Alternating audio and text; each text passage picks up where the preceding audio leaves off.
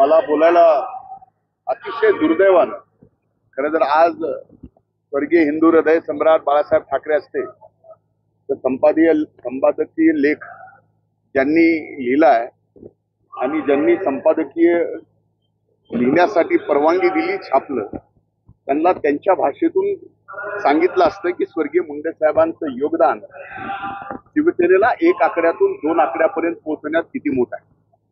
आणि सगळ्यात वाईट माझ्यासारख्याला स्वर्गीय मुंडे साहेब नसताना तुम्ही मुंडे साहेबांना ज्या पद्धतीने सामना बदनाम करताय ती अतिशय दुर्दैवी गोष्ट आहे।